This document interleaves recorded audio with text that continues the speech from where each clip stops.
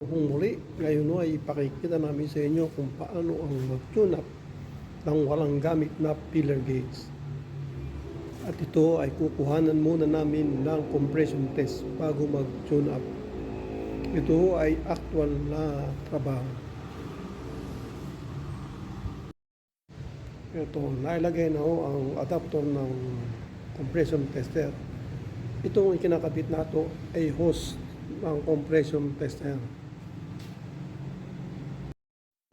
Dito ay pakikita namin sa inyo kung paano ang paggamit ng compression tester. Ito ay isang bagay na mahalaga sa motor upang malaman nyo kung gaano ang presyon, kung ito ba ay dapat i-overhaul o hindi pa. Minsan ang pagbaba ng presyon ay dala lang ng barbula, hindi nakalapat.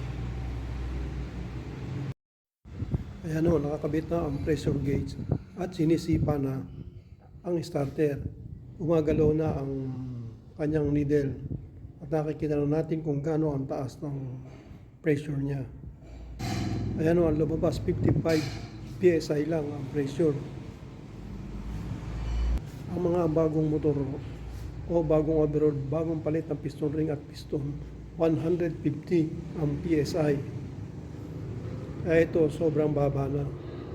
At titingnan natin kung makukuha pa sa adjust ng barbula o tinatawag nilang tune-up. Ito ay hindi gagamitan ng pillar gauge. Sa mga baguhan pa lang o nagka-trial and error, huwag nyong gagayahin ito. Gumamit kayo ng pillar gauge at ito ay delikado. Baka masira lang ninyo ang motor na ginagawa ninyo. Madali namang mag-tune up ng motor dahil ito ay may palatandaan sa flywheel niya ng magneto. Hindi gaya ng 4 wheels o automotive na walang palatandaan. Magbabase ka lang sa rocker arm. Ito po pwede kang magbase sa rocker arm.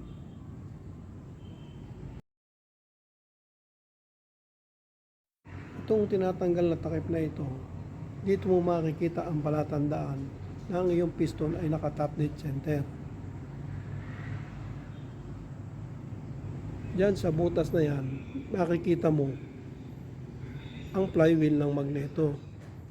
At mapapansin mo rin na meron siyang letra F at saka T. Yung T, ang ibig sabihin nun, yung piston mo ay naka-top dead center. At yung F ay firing. Kailangan naka-letter T siya. At yun ang palatandaan ng top dead center. Pag naka-letter T na siya, check mo din ang rocker arm, traction at exhaust. Tingnan mo kung may play siya. Pag walang play, ibig sabihin, mali yun. Ikot muli na isang ikot pag lumabas ang letter T. Check muli kung gagalaw yung rocker arm. Pag gumalaw, iyon na ang tamang pag-tune-up. Sa mga makina sa barko, ganito rin. May letter na ganyang makikita kung ang piston mo ay naka-top dead center o bottom dead center. Kaya madali lang ang trabaho sa barko. Ang mahirap lang gawin ay ang 4 wheels o automotive dahil nga sa wala itong marka. So, umpisa na ho natin ang pag-adjust ng rocker arm. Sa pamamagitan lang ng tansyahan, salat-salat o pakiramdaman lang. Medyo may kahirapan ito. Andito kasi minsan nangyayari ang masyadong maluwang o masyadong masikip. Kaya panay ang testing mo. Minsan matsambahan mo, sandali lang, isang beses ka lang mag-adjust. Ang tinatawag kong suction dyan or intake ay yung gawing karburador. At ang sinasabi namang exhaust ay yung gawin ng tambucho, exhaust manifold. Pag gumagamit ito ng pillar gauge, ang pangkaraniwan ng clearance na ginagamit yan ay 0.05 hanggang 0.07. Ang karaniwang gamit sa Honda, 0.05, Yamaha 0.07, mm yun, millimeter.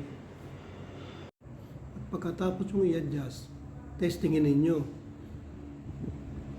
Paanda rin ninyo o itakbo para malaman ninyo kung lumakas ba ang hatak niya. At kung may thermometer kayo, tutukan nyo rin ng thermometer para malaan ninyo kung umiinit ba, at baka mamaya masyadong malaki ang clearance na nagawa ninyo ay malakas uminit ang makina.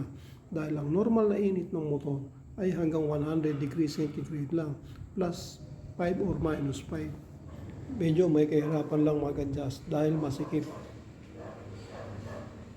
Lalo na kung gumagamit kayo ng filler gauge. Mahirap isaksak ang filler gauge. Kaya yung ibang mekaniko, ganito lang ang ginagawa. Hindi na gumagamit ng filler gauge. Tansyahan na lang ang ginagawa. Pero mas maganda, gamitan pa rin ng filler gauge. Dahil hindi ka tanggap-tanggap yan ng iba pag hindi ka gumamit ng filler gauge. Lalo na kung ang magpapagawa sa iyo ay may alam sa makina.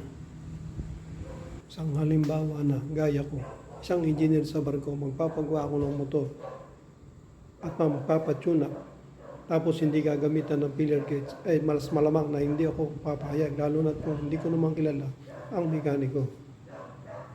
Sa bagay, bihira naman sa engineer sa barko ang nakakaintindi sa makina ng motor. Pangkaraniwan ay walang alam. Ayan ang pag-adjust. Tansyahan lang. Pakiramdaman lang, masigip o maluwag. At kailangan din ay kumpleto kayo ng gamit na mga lyabing maliliit para sa paghigpit. Kung hindi, mahihirapan kayo sa paghihigpit.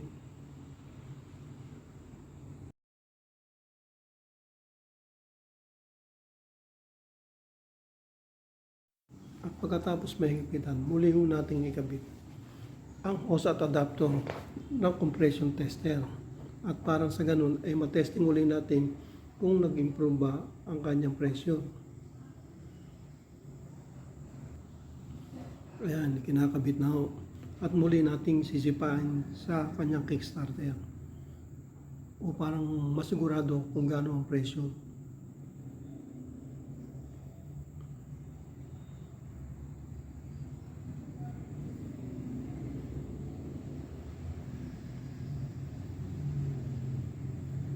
Ayan o, mabutas siya ng 75 at lumalagpas pa siya.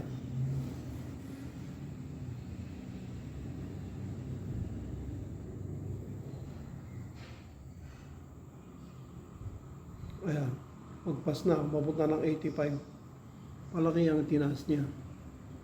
Ibig sabihin, successful ang pag-tune up ng kapakapalang o tansyahan. Maraming salamat po sa inyong panonood at sana ay nagustuhan ninyo ang ginawa kong video at makatulong din sa inyo.